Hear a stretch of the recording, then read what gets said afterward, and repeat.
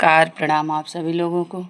आइए मैं आपको अनुमान पढ़ाने से पहले, जो अनुमान प्रमाण है उसको पढ़ाने से पहले आपको व्याप्ति के विषय में बताती हूँ, क्योंकि ये जो व्याप्ति है अनुमान का प्राण है, अनुमान का आधार है। बिना व्याप्ति को समझे आप अनुमान को नहीं समझ सकते। ठीक है, तो देखिए, न्याय दर्शन में 4 प्रमाणों को स्वीकार किया जाता है। मैं पिछले वीडियो में आपको न्याय दर्शन पढ़ा रही हूँ, उसमें विस्तार से बता रही हूँ। देखिए, प्रत्यक्ष, अनुमान, शब्द और उपमान, ये 4 जो है न्याय दर्शन स्वीकार करता है। इन 4 प्रमाणों को स्वीकार करता है। इन प्रमाणों में अनुमान एक महत्वपूर्ण प्रमाण है। अनुमान का अर्थ है पश्चात ज्ञान, अर्थात पूर्व ज्ञान के पश्चात होने वाला ज्ञान ही अनुमान है। पूर्व ज्ञान से तात्पर्य हेतु और पक्ष के संबंध और हेतु और साध्य के मध्य के विशेष संबंध के ज्ञान या प्रत्यक्ष से है। ठीक है, हेतु और साध्य के मध्य के इस विशेष संबंध को व्याप्ति संबंध कहा जाता है। इसलिए व्याप्ति को अनुमान का प्राण कहा जाता है। ठीक है, व्याप्ति को क्या कहा जाता है? अनुमान का प्राण कहा जाता है।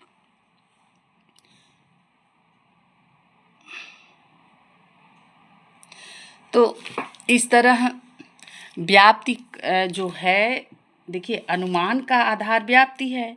यदि संक्षेप में व्याप्ति की परिभाषा करना चाहें तो हेतु और साध्य का नियत साहचर्य ही व्याप्ति है।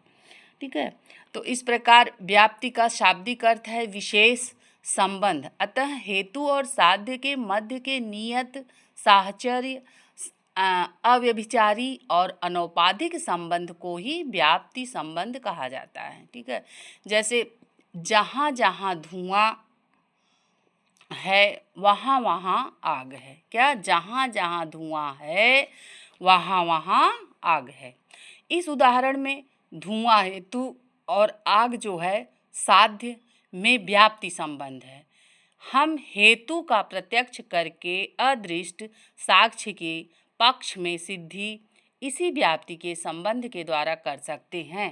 कहने का तात्पर्य क्या है? सामान्य अर्थ में आप देखिए, जैसे धुआं और आग का जो संबंध है वो नियत है, अव्यभिचारी है। देखिए, आग से धुएं को अलग नहीं किया जा सकता, जल से शीतलता को अलग नहीं किया जा सकता। जैसे पानी आप गर्म करिए, फिर उसके बाद आप रख दीजिए, उसके बाद फिर वो ठंडा हो जाएगा। तो कहने का तात्पर्य क्या है? जो जिसका नेचर होता है, स्वभाव होता है, उसको नहीं बदला जा सकता। तो यही जो है, इन जैसे पानी से शीतलता को अलग नहीं किया जा सकता, तो इसमें क्या है? व्याप्ति संबंध है। आग से धुएं को अलग नहीं किया जा सकता, तो ये क्या है? इसी को व्याप्ति संबंध कहते हैं। ठीक, तो ये व्याप्ति है। अब देखिए, यहाँ पे मैं आपको बता दूं, जैसे बार बार नियत आ रहा है जो मतलब, तो उसका क्या अर्थ है? देखिए, नियत मीन्स होता है हमेशा मिलने वाला। ठीक, साहचर्य साथ साथ, आग है तो धुआं है, धुआं है तो आग है का होना। तो साहचर्य क्या क्या मतलब हो गया? साथ साथ। अनौपाधिक मीन्स क्या हो जाता है? शर्त रहित, मतलब बिना शर्त के, शर्त रहित, अनौपाधिक। अव्यभिचारी एकांतिक, अव्यभिचारी का अर्थ क्या हो जाता है? एकांतिक। ठीक है, मतलब एकांतिक मतलब एक, हाँ, अलग। अब देखिए, व्याप्ति क्या है? वी धन आपति, अगर संधि विच्छेद करें तो वी धन आपति इक्वल टू वी विशेष, अर्थात आपति का मतलब क्या होता है? संबंध, मतलब जो विशेष संबंध होता है। वी का मतलब विशेष, आपति का मतलब संबंध, मतलब विशेष संबंध। व्याप्ति का मतलब क्या हो जाता है? विशेष संबंध। ठीक, व्याप्ति का मतलब क्या हो जाएगा? विशेष संबंध। तो इस तरह जो है ये हो गया व्याप्ति का अर्थ। ठीक, अब आइए मैं आपको बताती हूँ कि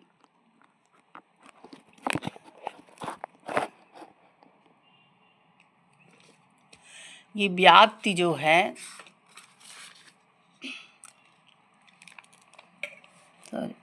हाँ, तो सरल शब्दों में हम यदि व्याप्ति को समझाएं तो व्याप्ति देखिए क्या है, सरल शब्दों में दो वस्तुओं के मध्य का विशेष संबंधी व्याप्ति संबंध है। जैसे आग व धुएं में जो संबंध है वो क्या कहलाता है, व्याप्ति। ठीक, व्याप्ति के दो भाग होते हैं, व्यापक और व्याप्य। व्यापक और व्याप्य, व्याप्ति व्यापक और व्याप्य के मध्य का ही संबंध है। ठीक, क्या व्याप्ति व्यापक और व्याप्य के मध्य का ही संबंध है। जिसकी व्याप्ति रहती है उसे व्यापक, ठीक, क्या जिसकी व्याप्ति रहती है, जो व्याप्त रहता है मतलब चारों तरफ जो व्याप्त है वो व्यापक हो गया। जिसकी व्यापक में व्याप्ति रहती है उसे व्याप्य कहते हैं। जो व्यापक में समाहित रहता है उसे हम क्या कहते हैं, व्याप्य कहते हैं। आग व्यापक हो गया, धुआं व्याप्य हो गया। ठीक, आग क्या हो गया, व्यापक हो गया, धुआं व्याप्य हो गया। इस तरह व्याप्ति का वर्गीकरण दो प्रकार से किया जा सकता है। ठीक, व्याप्ति का जो वर्गीकरण है वो कितने प्रकार से किया जा सकता है, दो प्रकार से। क्या, देखिए कैसे, पहला आपका हो गया, देखिए क्षेत्र के आधार पर, दूसरा हो गया स्वरूप के आधार पर। तो व्याप्ति का वर्गीकरण हम दो प्रकार से कर सकते हैं, क्षेत्र के आधार पर और स्वरूप के आधार पर। इस तरह देखिए क्षेत्र के आधार पर व्याप्ति क्या है, तो विस्तार के आधार पर व्यापक और व्याप्य बराबर भी हो सकते हैं। आसमान भी विस्तार के आधार पर व्याप्ति दो प्रकार के हैं। ठीक, क्या असमान भी होता है ना, तो विस्तार के आधार पर व्याप्ति दो प्रकार का है। क्या, समव्याप्ति, दूसरा विषम व्याप्ति। क्या, विस्तार के आधार पर व्याप्ति कितने प्रकार हो गया, दो प्रकार का, समव्याप्ति और विषम व्याप्ति। अब देखिए समव्याप्ति क्या है, समव्याप्ति क्या है, तो समव्याप्ति जब व्यापक मतलब साध्य और व्याप्य मतलब हेतु का विस्तार बराबर होता है तो ऐसी व्याप्ति समव्याप्ति कहलाती है। जब हेतु और साध्य का विस्तार बराबर बराबर होता है उसे समव्याप्ति कहते हैं। नाम से ये सम मतलब बराबर, वो तो उसे समव्याप्ति कहते हैं। ठीक, जैसे जो प्रमेय है वह नामधारी है। ठीक, जो प्रमेय है वो नामधारी है। अब दूसरा देखिए विषम व्याप्ति। विषम क्या है, जब व्यापक मतलब साध्य और हेतु का विस्तार असमान होता है तो उसे विषम व्याप्ति कहते हैं। ठीक है, जैसा उसके नाम से है ना कि विषम, विषम मतलब जैसे असमान। हाँ, तो जब जो है साध्य और हेतु का जो विस्तार होता है असमान होता है तो उसे विषम व्याप्ति कहते हैं। जैसे जहाँ जहाँ धुआं है वहाँ वहाँ आग है। व्यापक साध्य, देखिए आग धुआं फिर व्याप्य। व्याप्य क्या हो गया, आग है धुआं है फिर व्याप्य। व्याप्य क्या हो गया, हेतु। यही जो धुआं है ये क्या हो जाएगा, हेतु। तो व्याख्या यदि हम करें तो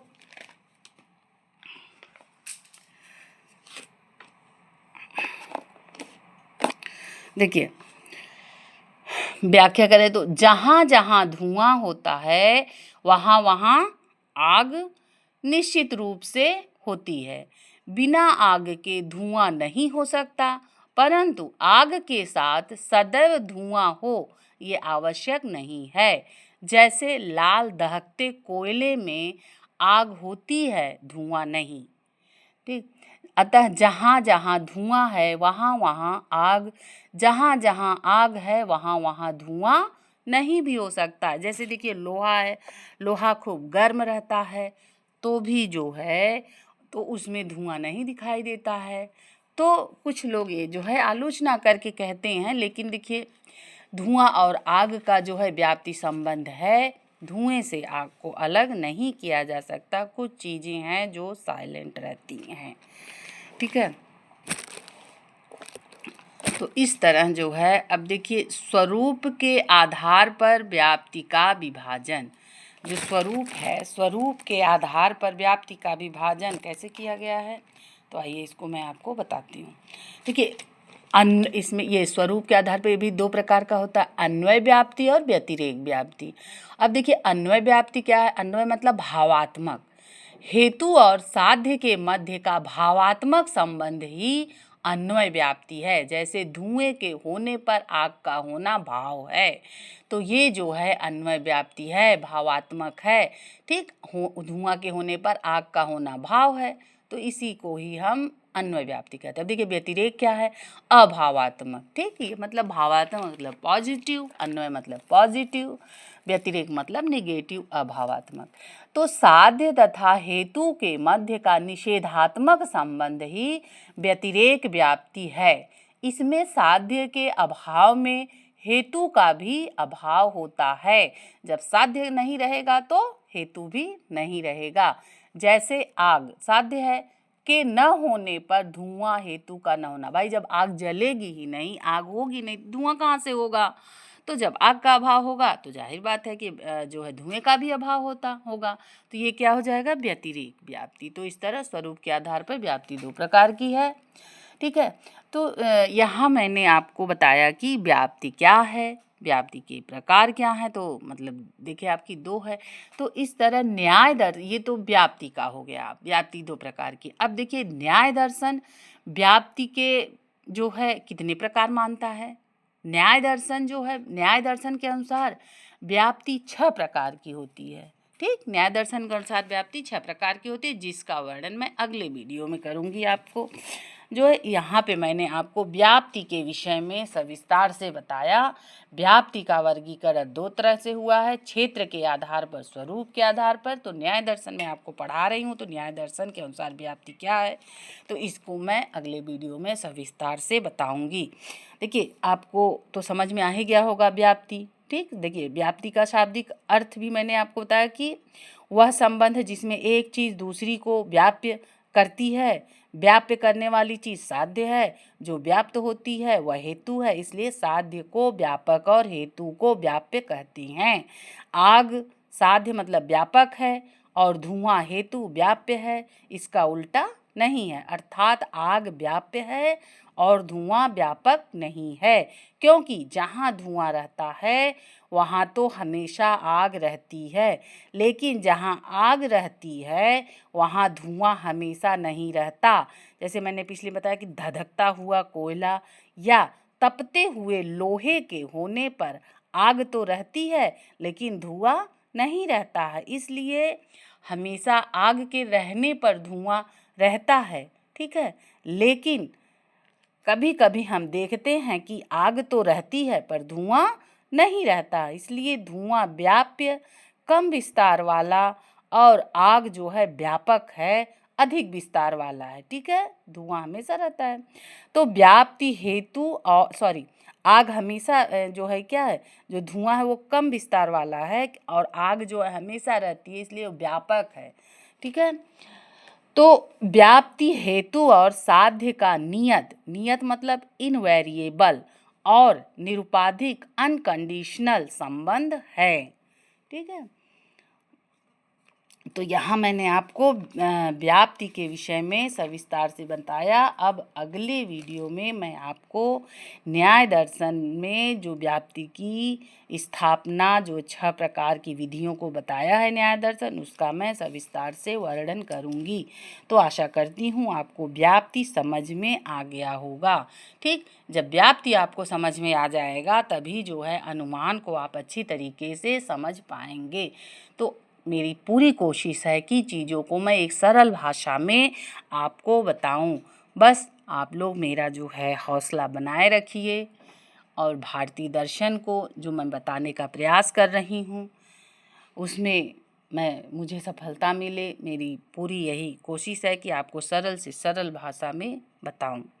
बस आप लोग मेरे वीडियो को लाइक करिए, शेयर करिए, सब्सक्राइब करके आगे बढ़ाइए। थैंक यू, धन्यवाद।